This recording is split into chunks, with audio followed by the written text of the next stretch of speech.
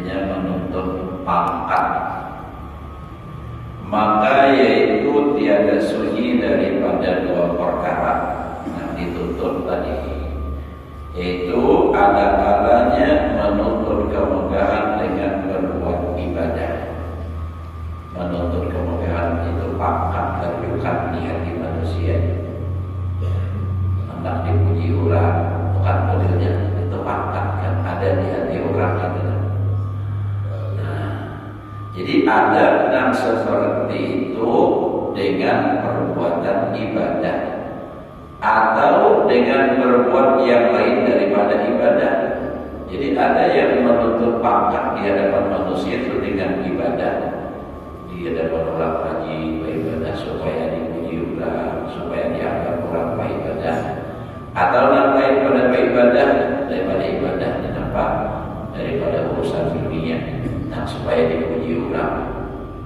Ya kayak berat misalnya terbaik pulang dan gagal pada pertanyaan supaya puji orang. Bukan? Iya juga itu menuntut pangkat juga.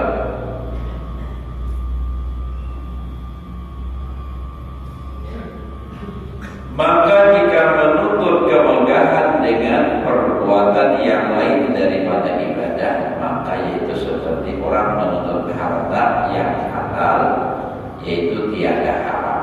Ada haram karena lain urusan ibadah. Hendak dipuji orang, tapi bukan urusan ibadah, ada haram itu. Melainkan bahwa ada ia dengan menipu akan manusia, maka adalah yang demikian itu haram. Nah, menipu manusia dan supaya dipuji orang tadi, nah itu haram atasnya. Sama ada menuntut akan harta atau di dalam menuntut akan kemegahan. Wala yanbaghi an nadhunna annal jaha muharramun bil kulliyah fa innal qadara alladhi yuhtaju li daruratil ma'isyah kal qalili minal mali yajuzu talabuhu lil hajah wa huwa al-muradu bi qawli Yusuf alaihi salam ij'alni ala khazainil ardi inni hafidun alim fa idza fil jahi summun wa tiryakun kama sabaqa fil mali. Artinya dan seyogianya bahwa jangan engkau sangka bahwa menuntut akan kemegahan itu adanya pangkat tadi haram dengan sekaliannya. Jadi jangan jadi kita menganggap bila apa-apa itu haram aja harus secara umum ada. Bila ada tujuan baik kesan akhirat, kesan agama, boleh anak pangkat. Misalnya adalah nak paling, nak supaya nyaman aja. Ini masjid, masjid ini misalnya, lalu kan memilih panitia misalnya, namun misalnya kita ada tempat mencalonkan diri di jajaran jadi, dan jajaran jadi ini kurangnya lain akidah. Wahabi misalnya. Nah, ini kan mau pada mau sholat pada aku ditunjuk orang pasti jadi Wahabi masjid, boleh aja memakan bapak di hadapan manusia maksudnya apa? Mempunyai kedudukan. Beda ya. Nah, tujuannya untuk menyelamatkan orang lain dari masjid juga jangan sampai apa dikuasai oleh orang Wahabi. Karena semuanya ada boleh, bangun ada boleh, mau tidak ada boleh, yasin ada boleh. Nah, jadi untuk menyelamatkan itu boleh kita menuntut pangkat, istilahnya adalah pangkat. Nah, jadi jangan dianggap keseluruhan pada boleh haram. Maka bahwasanya menuntut kemegahan atau pangkat yang sedikit, yang sekadar hajat, nah sekadar hajat kepadanya karena darurat kehidupan itu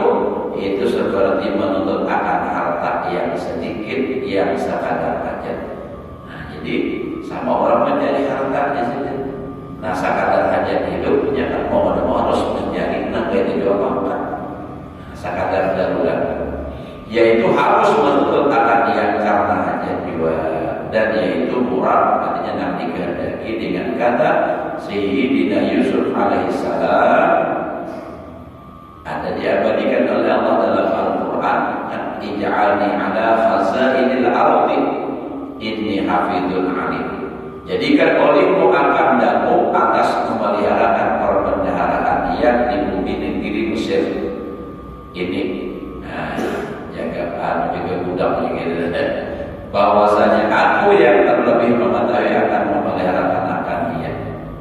Maka apabila engkau ketahui akan yang demikian itu, maka adalah di dalam menuntut akan kemegahan atau pangkat itu terkadang jadi racun, terkadang jadi racun dan terkadang jadi obat. Jadi bisa sumut, bisa kuat dari obat. Seperti barang yang terdahulu di dalam orang yang menuntut harta itu ada kalanya jadi racun,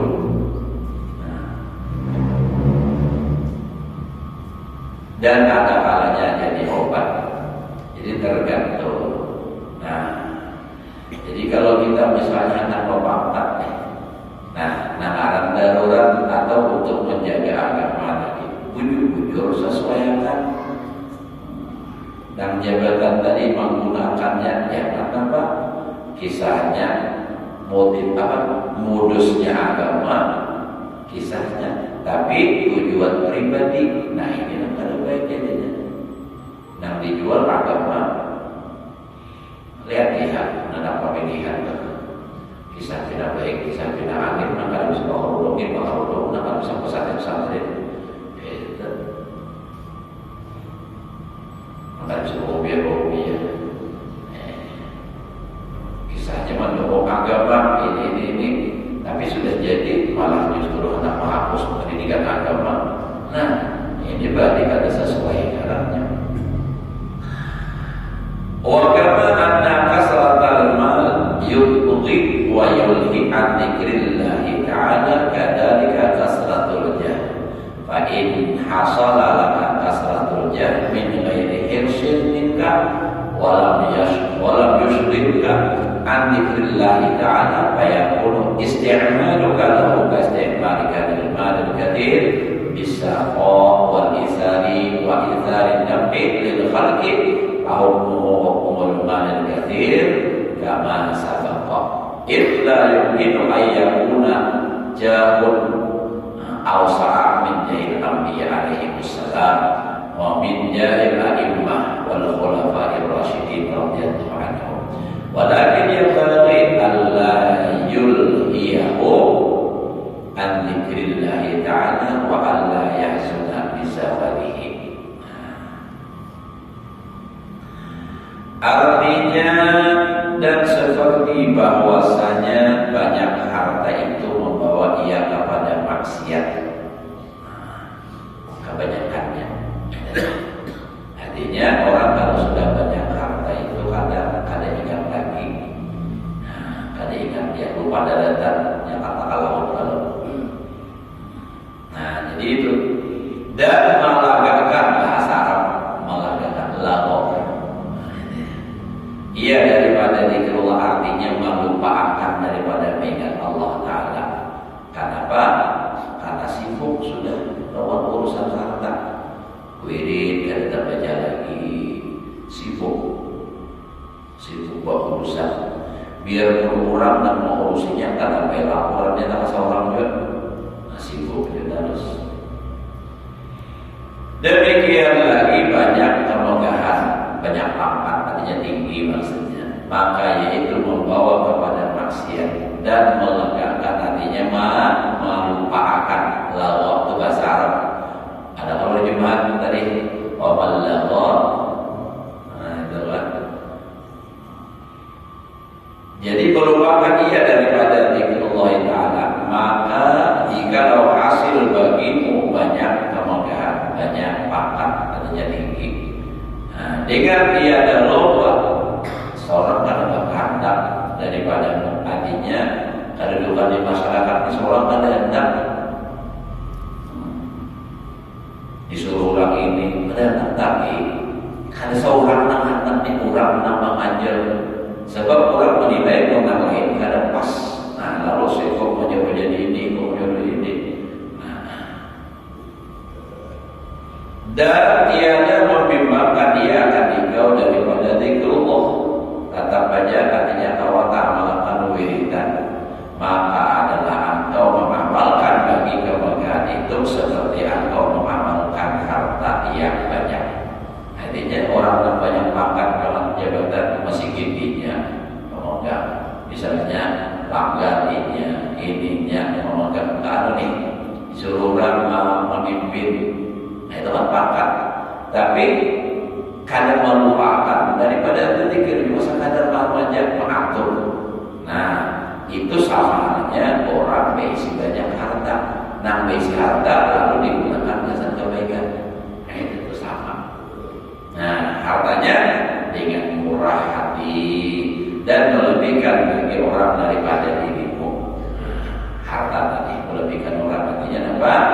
Banyak bersedekah dan memberi manfaat bagi makhluk. Maka hukum banyak kemegahan, banyak pangkat tadi, yaitu seperti hukum harta yang banyak, seperti yang disebut dahulu itu. Karena tiada dapat bahwa ada kemegahan yang lebih luas daripada kemegahan Nabi alaihi wasallam. Ada bahwa pangkat yang lebih tinggi daripada Nabi. Kalau Nabi itu kan seduniaan, sahabat di zaman Sidin, Nabi kita kan di zaman Nabi kita, Nabi Musa di zaman Nabi Musa seluruh umat. Dan daripada kemegahan beberapa imam yang mujtahidin, dan daripada kemegahan pangkat khulafaur rasyidin seperti Sayyidina Abu Bakar Siddiq, Khalifah dan lainnya radhiyallahu. Tetapi seyogianya bahwa kemegahan atau pangkat itu jangan melupakan pangkat dia daripada zikrullah taala, dan jangan juga kita dengan dihilangkan daripadanya. Yakni jikalau hilang kemegahan daripadamu, maka jangan susah hati daripadanya. Jangan sakit hati. Sudah harta pilih lagi, jangan sakit hati. Nah, itu buktinya bahwa ia akan berharap dengan pangkat itu. Amalnya diamanahi orang, disuruh orang laksanakan tugas dengan baik. Mohonnya ada lagi. Nah, jangan sakit hati. Kayak apa ada sakit hati, namun banyak harta habis. Nah, pas kalian jadi, ya, masih mending menggiring satu mata aja, stres gila. Fa'ala hadal khuruj ila nasi, fa'ala hadal khuruj ila nasi fi siyaqil hasanah riyakun.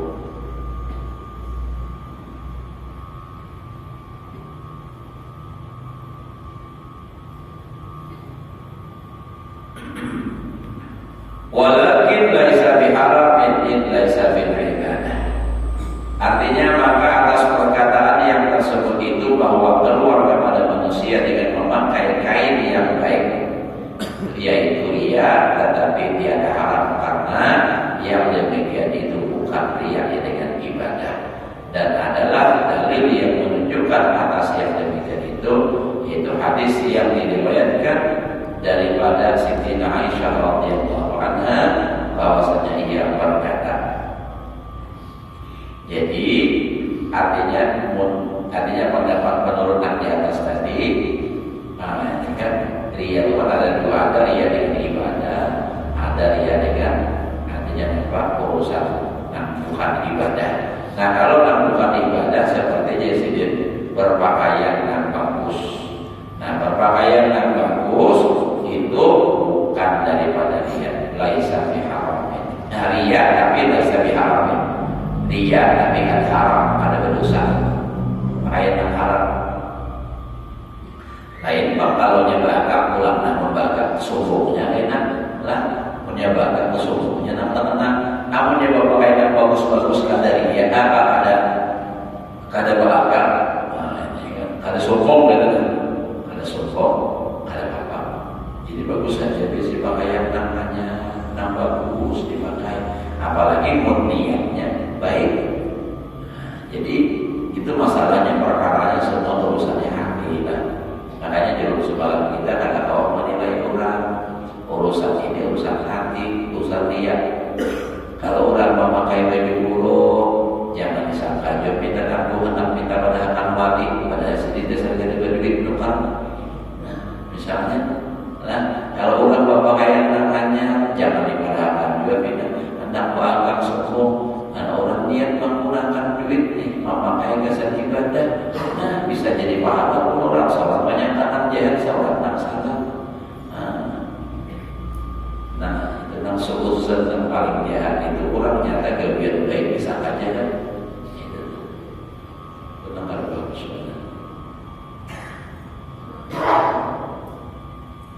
Nah, jadi punya sisi dalilnya bahwa orang berpakaian hanya tadi yang bagus itu kadang haram.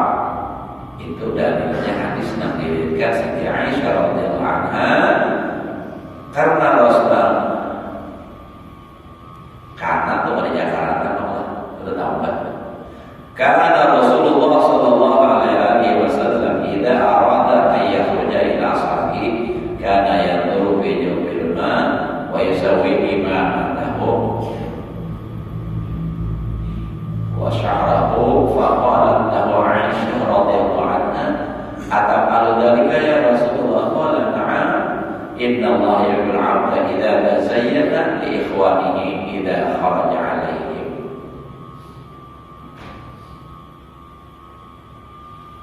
Artinya adalah Rasulullah SAW apabila berkehendak keluar kepada sahabatnya maka adalah ia melihat di dalam pasuk air. Sedih belum ini?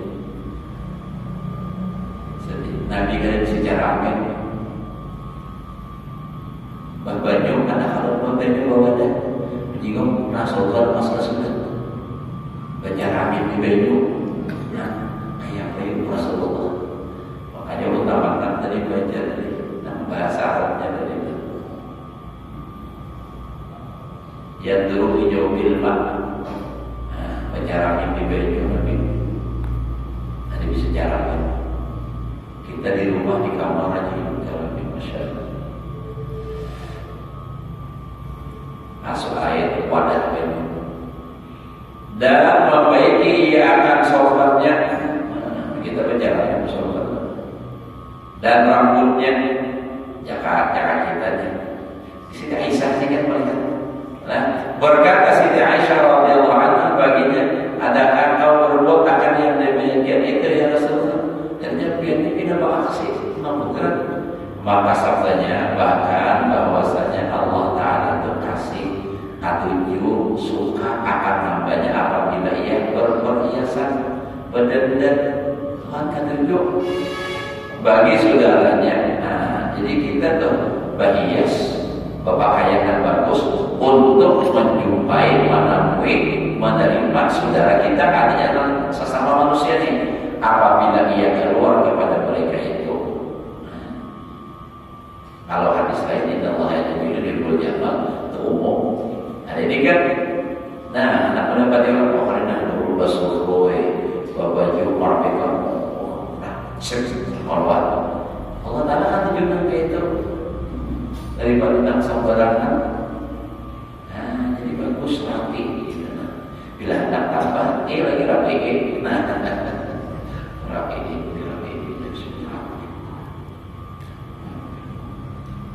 Nah jadi kayak itu. Nah jadi yang penting ke ilmu juga. Makanya man qalla ilmu katsura i'tiratuhu. Barang siapa sedikit ilmunya banyak makwal orang. Apa gitu ya? Apa itu? Nah jadi pun orang tahu di orang berpakaian tidak bagus karena itu rapi. Ininya nama amalan hadis Siti Aisyah ini. Artinya nak diriwayatkan oleh Siti Aisyah Rasulullah itu bilanya keluar hendak menemui saudara katanya sahabat dengan Nabi itu nak berjarawin dulu beliau akan sopan dulu beliau akan baju dulu.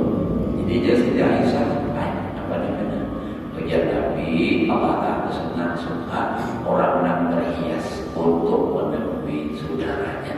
Nah, apalagi begini tidak berbelurutan baju dadakan bagaimana bilang aja siang lakiannya malah sembarangan benar. Ya, jadi bagus saja dah itu rapi. Nah, ada orang tempat itu rapi. Gitu. Ada nampina baru ya, nampina ada bagian depan. Ustazah nanya juga kita mungkin yang ada sawah lagi poros itu saking sibuknya urusan beribadah kayak itu ya sudah. Ini ada peduli laginya urusan dunia panas sudah. Jadi ada ibunya itu nyaman aja. Dan kata Imam Al-Ghazali rahimahullah taala, na'am kana hada min Rasulullah sallallahu alaihi wasallam ibadatun li annahu kana ma'muran bi da'watil khalqi walau saqata an a'yunihim la fasada dzalik. Artinya bahkan adalah perhiasan ini daripada Rasulullah SAW, yaitu jadi ibadah karena bahwasanya adalah ia disuruh Nabi disuruh oleh Allah Taala dengan menyeru akan makhluk di dalam agama Islam. Dan jikalau tiada perhiasan seperti yang demikian itu, niscaya gugur hebatnya. Dan kebesarannya itu tertinggal terhebatnya telah hebat wibawa kita dan kebesarannya daripada mata manusia, dan yang demikian itu membawa kepada binasa agama Allah. Jadi Nabi itu disuruh bersumpah berjubah supaya wibawa. Jadi apa yang disampaikan itu jadi lebih mantap dengan hati orang yang melihat. Ya bukan apa-apa, nah kayak apa aja harapnya panjang bayar, maaf dulu, maaf nah. Ini andai kata ulun di sini kan berbeda kaos kalangan dan biasa saja. Nah apanya aku sampaikan bisa ada artinya, walaupun baik. Nah itu jadi orang berjumpa, bersopan, berulang-ulang itu kalau tujuannya untuk supaya agama ini bisa diterima di hati orang, bukan untuk membanggakan diri supaya dicium orang tangan, supaya apa namanya diberi orang duit, bukan gitu. Ya ini untuk agama. Makanya ujar Imam siapa mengingatkan Bang Ahmad kan Abu Nibah ada kita para ilmu dia itu. Ujar sidin apa? Bagus sidin orang yang menuntut di akhir zaman ini menuntut ilmu itu dengan pakaian yang bagus-bagus supaya jangan dihinakan orang agama. Kenapa? Mun bina sahabat juga yang diambil sekolah harus pesantren harus. Iya betul. Kau bang haji kan lagi sempat pegawai ya di pakaian bilang saya pilih motor aja mau guruknya. Nah, apalagi guruk makinnya. Guru pindah darurut mobil mati betul ya dia juga sahabat tapi macam mana itu Pak. Jadi itu sampai darurat. Nah jadi yang penting dari intinya dunia. Nah kita kadang awak banyak orang tapi saya kisah kayak kita. Iya ulun jadikan ulamanya siapa ulun jadikan adalah dalam kitab itu ada. Jadi ujian sedikit artinya pengaruh pakaian ini. Pada suatu ketika aku di Makkah, Allah melihat orang yang salah dalam melakukan ibadah, aku betul kada dihiriminya. Artinya kada dipedulikan. Begitu aku turun lagi ke masjid, tawaf lagi, berpakaian jubah bakulan. Nah, melihat ketemu lagi yang tadi ditegur, wah ubah langsung. Kenapa? Oh ini tuan guru salah di teman-teman. Nah itu pengaruhnya, nah efeknya. Jadi makanya Nabi itu tadi berhias, berpakaian, merapikan sholat. Itu apa? Supaya agama itu jangan binasa. Nah ini kurang sepedi jadinya. Jangan banyak bilang itu biasa. Ya, makanya urusan kumpul itu sidin mengamalkan sunnah. Artinya sidin dengan tujuan itu supaya orang, nah itu kan mantap memakainya. Artinya semaksimal mungkin sih menuruti Nabi, nah kayak Pak Nabi. Kita paling menuruti sendiri di rumah kita seharian 2 bulan, di dalam kamar di 2 bulan. Pokoknya kayak apa sih tampil keluar kayak itu sih badan di dalam rumah. Nah itu, dan murah dan melihat beliau di dalam rumah itu sih. Nah itu kata memang itu supaya agama itu ujung-ujung. Artinya berwibawa.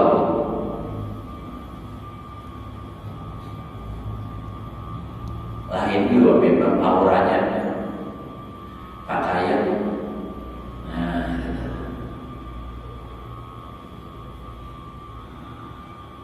coba kita lihat kan misalnya ada orang yang makanya ulun tuh santri tuh ulun tekankan bila keluar kemana jangan ada hobiah.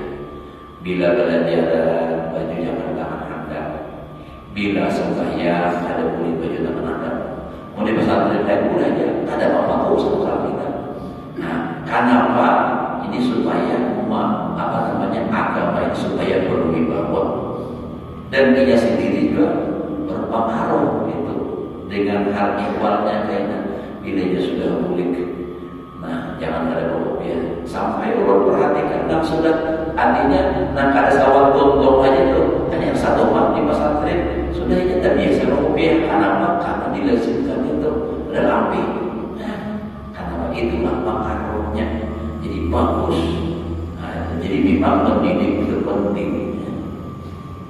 Ya, sekarang malah jadi bukan hanya ilmu, bukan hanya sekadar pintar bisa, tapi pakainya ada sesuai. Orang berhati lihat memakainya itu luar biasa. Nah makanya sekali saya dimakan aja orang berhati makanya bos di warung untungan mantap benar. Ada si pajolan lagi bubiah gitu. Dia bisa orang kan. Kopi ya kan. Itu orang banyak. Kemudian itu orang belum biasa normalnya daerah Songsoka ke atas pada Bihela itu sekitar 10 kilo 8 kilo 10 kurang lebih ada Bihela naik jalan kaki pun dari situ jadi jangka pasar Rupiah tapi besar orang dan tahu melihat. Nah harus kita lah Faslun fi bayani darajat riyah. Ini belum lagi kami insyaallah harus kita lagi. Ini suatu fasal pada menyatakan darajat riyah. Jadi ada tingkatan-tingkatan juga riyah ini. Ketahui olehmu bahwasanya riyah itu bersalah-salahan sebab bersalah-salahan rukun riyah itu. Nah, jadi beda-beda. Bermula rukun riyah itu 3 perkara. Imam Ghazali dasar alim adalah pertama dikasar riyah itu. Yang kedua suatu yang diriakan dengan dia. Yang ketiga kemudian sesuatu yang dirianya karenanya. Adapun rukun yang pertama itu yaitu kasar yaitu 4 derajat. Bagiannya. Maka derajat yang pertama bahwa adalah ia berbuat ibadah itu dengan semata-mata kasarnya dia. Jadi artinya ia beribadah itu ada tujuan lain semata-mata dia karena yang puramnya dan tiada yang mengkasar dengan ibadahnya itu akan pahala seperti ia berbuat sembahyang di hadapan manusia. Sembahyang dari orang. Jika kau bersuci ia sendirinya, niscaya ia tiada berbuat sembahyang. Itu berarti semata-mata dia lantaran dia dari orang saja. Ini misalnya orang atau misalnya dia dapat pintu hak, mau di rumah pintu hak sembahyang, mau kadang di rumah seorang aja akan sembahyang. Itu semata-mata dia tuh lantaran apa? Pintu aja. Dan terkadang sembahyang di hadapan manusia dengan tiada air sembahyang. Ada wudu, Dan seperti ia memberi sedekah karena takut dicela oleh manusia. Bersedekah cuma takutan pada orang pemalas. Nah, jadi bersedekah itu ria. Dan tiada ia merasakan pahala, sebenarnya ada tujuan pahala lalu. Cuma mungkin ada bersedekah seorang pemalas pulang tak paksa. Dan jika sunyi daripada yang demikian itu niscaya dia akan memberi sedekah, maka adalah martabat ini sangat jahat daripada segala derajat dia yang dimurkai oleh Allah Ta'ala dan membatalkan pahala ibadah.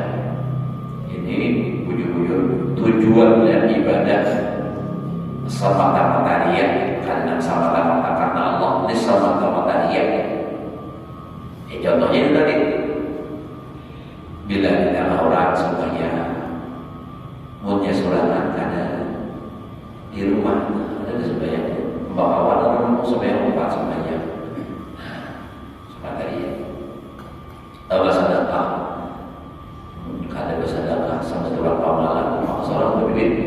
Nah, jadi bersedekah jadi bukan karena pahala yang dicarinya, tapi karena kada hendak disambut orang pamalan itu aja. Ini paling jahat derajat dia. Dan derajat yang kedua bahwa adalah ia berbuat ibadah dengan qasad riya, tujuan riya, dan ada pula di dalamnya qasad pahala. Jadi di samping riya cuma ada juga pahala maksudnya.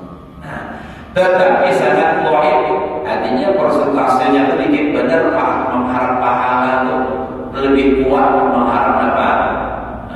Pujian, lebih kuat mengharap dunia. Sekira-kira jika sendirinya di dalam khalwat saya tiada yang berbuat ibadah itu, dan martabat yang kedua ini hampir daripada martabat yang pertama karena qasad riya di sini dan lebih banyak daripada qasad ibadah. Ibadahnya itu mungkin 80%-nya sudah niatnya ada ibadah. 20% jadi pahala.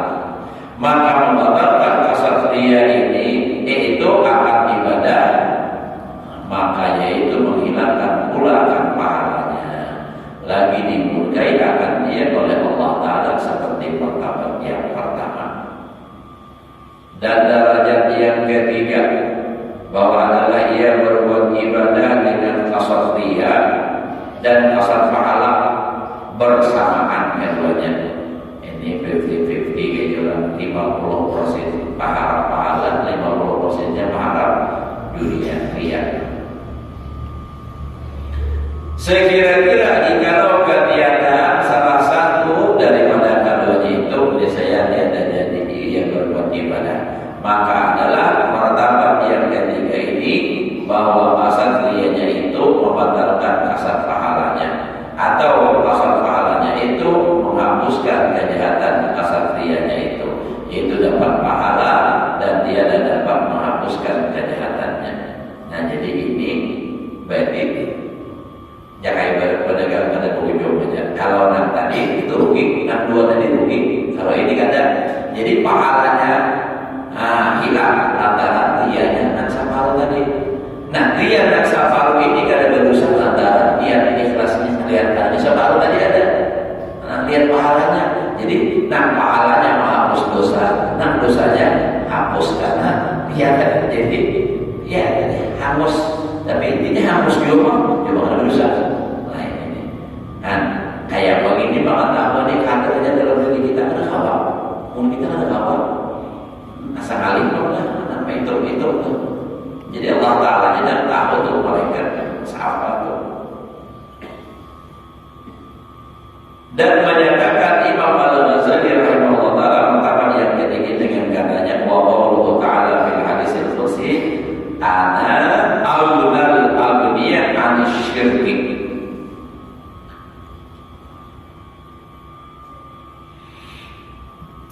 Ia dulu ala annahu yaqbaluhu wa la yusibuhu alaihi wa imma ay yu'aqibahu alaihi fa bihi nadharun wal aghlabu wal ilmu 'inda Allah ta'ala.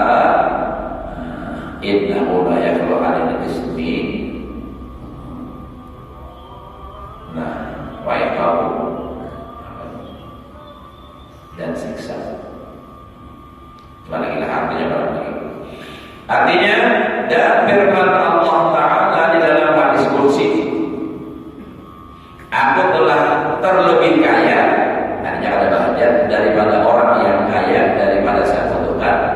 Artinya disebutkan dengan yang lain di dalam berbuat ibadah itu. Ini menunjukkan ya atas bahwasanya pada pertama yang ketika itu tiada menerima Allah Ta'ala akan ibadah orang yang ria pada pertama yang ketika ini, dan tiada ia memberi pahala atasnya. Adapun bahwa menyiksa akan orang yang pertama yang ketika ini, maka di dalamnya itu adalah artinya ada nama pendapat disiksa, ada nama ada itu nazar, ada protes. Wal aghlabu tadi kan di nazar untuk jadi dan yang terlebih ghalib pada artinya dia Imam Ghazali menurut akona. Dan ilmu itu pada Allah Ta'ala. Jadi wal aghlabu wal ilmu indallahi ta'ala. Bahwasanya tiada suci dia daripada dosa dan daripada siksa. Jadi Imam Ghazali wal aghlabu wal ilmu indallahi ta'ala innahu la yakhlu 'alal ismi wa iqabun. Adanya padahal kan pakai wa. Jadi wal aghlabu indallahi ta'ala innahu la yakhlu 'alal ismi itu iqabun. Jadi siksa. Dan dalamnya bilang apa? Nah, jadi artinya ria itu ada sama-sama ria. Ada 6 rianya ini yang ibarat persentasenya 75 ria, persennya 25-nya ada sedikit berapa pahala. Ada yang ketiga separuh 50% berapa pahala, setelah 50%-nya ria. Nah, ini 50-50. Nah, ketiga, nah keempat, ini kita. Bahwa adalah berbuat ibadah tetapi kasat ibadahnya itu terlebih daripada kasat rianya. Nah, ini kayaknya mulai insyaallah minggu akan datang. Mudah-mudahan Allah berikan kita ilmu yang bermanfaat dapat kita amalkan dalam kehidupan sehari-hari. Mudah-mudahan amal ibadah kita diterima oleh Allah, kesadaran kesalahan kita, ibu bapak kita, keluarga kita, muslimin muslimat yang mudah dalam zahir dan batin seumur hidup. Terus yang halal dikabulkan segala hajat, selamat dan berbahagia di dunia dan akhirat dalam hadisnya. Walaupun ini surah al-Nahl dan Nabi